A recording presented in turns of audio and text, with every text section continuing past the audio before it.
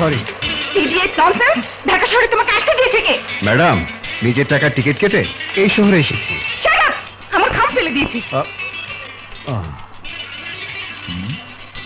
দাও আমার খাম। আরে আমার পিছিয়ে আসছে। এত বড় সাহস!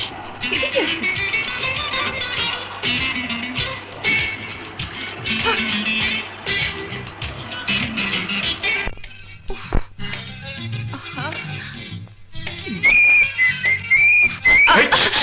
মিস্টার, তুমি আমার পিছু লেগেছো কেন? হ্যাঁ, আমি আপনার চুপ বদমাশ! কি হয়েছে ম্যাডাম? দেখেন না ভাই, আমি অফিসে আসতেছি আর ওই লাফাঙ্গাটা আমার পিছু নিয়েছে। আপনারাই বলুন, মেয়েদের চাকরি করতে হলে তো একাই চলতে হয়, কিন্তু এই বদমাশটা যেভাবে আমার পিছু লেগেছে, চাকরি বাকরি করবো কিভাবে? ম্যাম সাহেব, এই রাস্তাটা কি আপনার স্বামীর না শ্বশুরের? তার মানে এই রাস্তা কারো কেনা সম্পত্তি না, সবাই হাঁটবে। এই ম্যাম সাহেব, আমি আপনার পিছু পিছু হাঁটতে গিয়ে কি আপনাকে টোক টিপ দিয়ে পীড়িতের গান গেয়েছি? দেখো, ভালো মানুষ সাথে চেষ্টা করবে না। কেন আমার পিছু নিয়েছো সেটা বলো। আমার সাথে ধাক্কা লেগে যখন আপনার কাগজপত্র পড়ে গিয়েছিল, তখন দেখি আমি যে ঠিকানায় চাকরির উদ্দেশ্যে যাচ্ছি সে একই ঠিকানায় আপনিও যাচ্ছেন। আমি শহরে নতুন এসেছি, সোজা শহর মানুষ, কোথায় আসাদ গেট আর কোথায় উত্তরা তা আমি জানি না, তাই আপনার পিছু পিছু হাঁটছিলাম। এখন বুঝতে পারছেন আপনার আমার ঠিকানা এক, সেজন্যই আপনার পিছু নিয়েছি। তাহলে রাস্তায় জিজ্ঞেস করলে না কেন? আরে মেম সাহেব, পূর্ব অভিজ্ঞতা। ঢাকা শহরে কিছু জিজ্ঞেস করতে গেলে টাকা লাগে। ঠিকানা জানতে চাইলে 10 টাকা, ইয়ে করতে চাইলে 1 টাকা, আর ওটা করতে চাইলে 2 টাকা। ম্যাডাম, গতকাল বলেছিলেন আমার টাকাটা দেবেন, আমার মা খুব অসুস্থ, আজ দিলে? হ্যাঁ হ্যাঁ, আমি নিয়ে এসেছি আপনার টাকা। আরে কোথায় গেল? পাচ্ছি না তো, কোথায় রেখেছিলাম? এগুলো দেখি ওখানে পড়েছে কিনা। নেই তো। দেখি ভাই, একটু সরেন তো, দেখি একটু।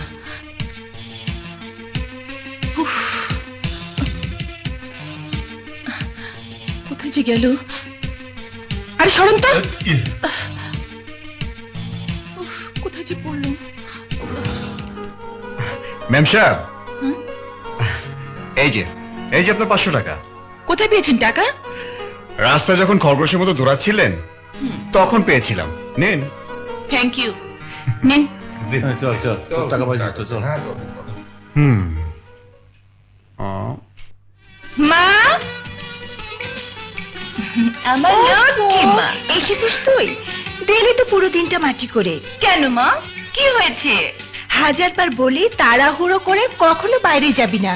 কেন, কি করেছি মা? কি করেছিস দাঁড়া দেখাচ্ছি। এই যে তোর 500 টাকা ভুলে রেখে গিয়েছিলি।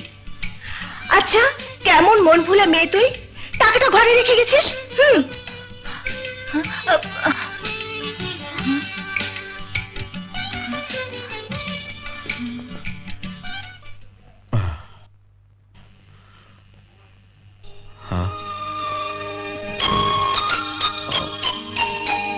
তোমারই। আমার টাকা তো ভুলে আমি ঘরেই ফেলে এসেছিলাম।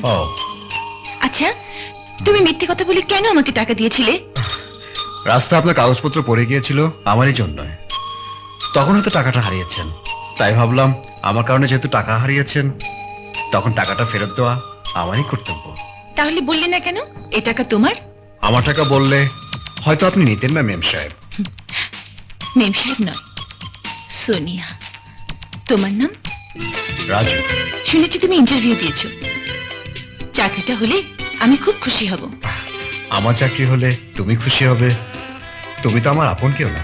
তা সত্য, তবে তুমি আসলেই একজন সুন্দর মনের মানুষ, তাই সহকর্মী হিসেবে তোমাকে কাছে পেলে নিজেকে ভাগ্যবতী ভাববো। আসি। তুমি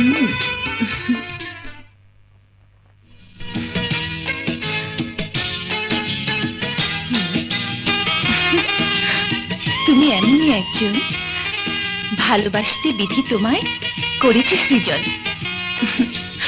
আরে বড় প্রেম শুধু কাছেই টানে না, দূরেও ঠেলে দেয়। ভালোবাসার চুম্বন শুধু কাছেই টানে, দূরে ঠেলে দিলে কেন? তুমি এত রাতে কেন এসেছো? তোমাকে না দেখে ঘুম আসছিল না, তাই চলে এলাম। কিন্তু মা যদি দেখে ফেলে? কোথায় লুকাই? ওরে বাবা রে, লুকাও না। আরে কি করবো? আরে বাবা লুকাও না। লুকিয়েছি। দেখে ফেলো। সোনিয়া, আচ্ছা ওদিকটা যাই। আরে চুপ করবো না, কি করবো? কি ঝামেলার মধ্যে ফেললো? আমি লুকাই কেন? ওঠো না, ওঠো না প্লিজ, তুমি লুকাও একটু। আরে এটা কোনো বাবা, এটা কোনো লুকানো চাকা হলো? না না, দেখা যাচ্ছে। কি দেখা যাচ্ছে? এইখানে আবার খাটে নিচে বক্স খাট। কেন বক্স খাট কিনেছো? চুপচাপ আমাকে জড়িয়ে ধরে শুয়ে থাকো, মা ভাববে আমি কোলবালিশ ধরে ঘুমিয়ে আছি। জড়িয়ে ধরে? কে রে সোনিয়া, দুধ না খেয়ে শুয়ে পড়েছিস? খাবো না মা, খুব গরম লাগছে। গরম লাগছে? তাহলে চাদর গায়ে দিয়েছিস কেন? দেখে টেনো না মা, টেনো না, খুব গরম লাগছে। আরে আরে ছাড় তো।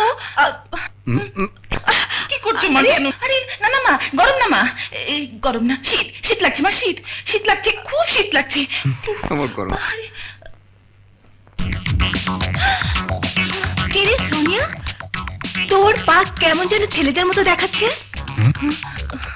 নিশ্চয়ই তোমার চোখে ছানি পড়েছে মা, কালই তোমাকে চোখের ডাক্তারের কাছে নিয়ে যাব। আজকাল তুমি না শুধু চোখে উল্টাপাল্টা দেখো। আসলে চোখে আমি কেমন যেন উল্টাপাল্টা দেখছি।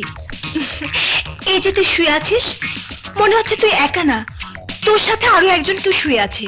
মা আছে তো, কোলবালিশ, বুঝলি না, কোলবালিশ। যাও তো, ডিস্টার্ব করো না, যাও না। ওফো মা, খুব ঘুম পাচ্ছে, যাও না। ওফো কি জানি বাবা। ও বিপদমুক্ত।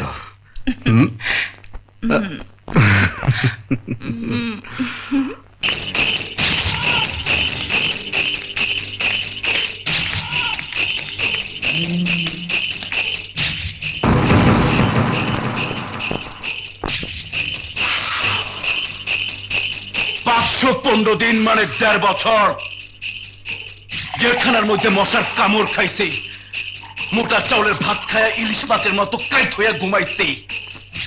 চিত হইয়া ঘুমানোর জায়গা ছিল না। আমারে চাঁদাবাজির মামলায় ফাঁসায়া জেলে ঢুকায়া ওই রাজা খালি মাঠে গোল দিয়া আধিপত্যের রাজত্ব কায়েম করছে। জি বড় ভাই, ওই রাজা আমাদের সার্কিটকে গুলি করে মেরে ফেলেছে। যেখানে বসে বসে আমি ঘোড়ার ঘাস কাটি নাই, মারফতে টেলিফোনে সব খবরে আমি রাখছি। ওই রাজা আমার ব্যবসার নেটওয়ার্ক ছিন্ন ভিন্ন কইরা ফালাইতাছে। ওই বহুরূপী হিজড়ার বাচ্চারে হাতের মুঠোয় নিয়া কোটি কোটি টাকা কামাইতাছে। টাকা টাকা বড় বিউটিফুল। আপনি যখন বের হয়েছেন তখন আবার সব আপনার পায়ের তলায় এসে হুমড়ি খেয়ে পড়বে।